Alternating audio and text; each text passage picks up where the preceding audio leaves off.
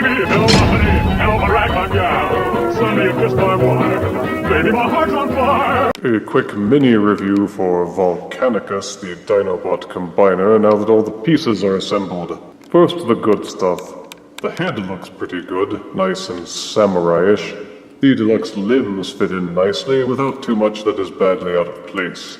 The narrow ankles make the foot accessories seem a bit more natural, unlike with other combiners where they seem too small. Like many Gestalts, once you have him in hand, he doesn't look as awful as the pictures convey. I realize that's not exactly a ringing endorsement, for Volcanicus does have his flaws. Grimlock's torso body just doesn't seem to be a very good core for the Gestalt. The shoulder sections in particular, they pull loose easily. The tabs untab under even the slightest pressure, allowing the arms to flop around.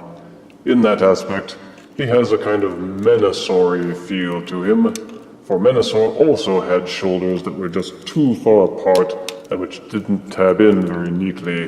It seems even worse for Volcanicus, because his waist is just so darn narrow. You can pad it out with the spare prime armor pieces, but the third-party pieces that are being paired seem much more promising, and those who want to make their Volcanicus look nice and solid will definitely want to look into those.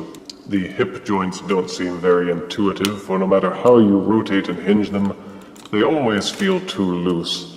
And Volcanicus always feels like he's ready to pitch forwards or fall backwards.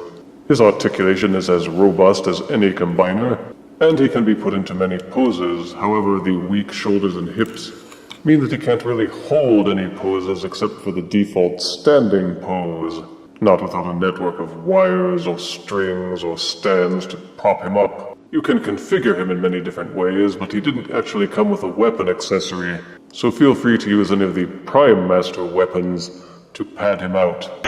I find Volcanicus to be much more stable on his legs with an internet-based fan reconfiguration. Take the legs and rotate them so that the tail section of Grimlock's thighs are pointing backwards, then click the ratchets forward and angle the legs back down. Rotate the combiner port so that the foot is facing forwards again. You will need to tilt the feet downwards one click, because the legs splay apart a little bit more in this configuration, but you will find that it proportions very neatly, and also he is much more stable on his feet. There is an arm reconfiguration as well, but I don't have the parts to pull it off. It requires a piece from one of the Creo sets from Ratchet or Soundwave, which I don't have and therefore cannot demonstrate properly in this review. Perhaps in the future. Those who collect combiners will be glad to have Volcanicus as part of their collection, but Volcanicus just doesn't seem as solid as many of the other combiners, and I give him an overall score of 6 out of 10 deaths. It seems that looks are all he's got. If you refuse me, honey, you lose me, then you'll be left alone, oh baby, tell them all, and tell me I'm your own.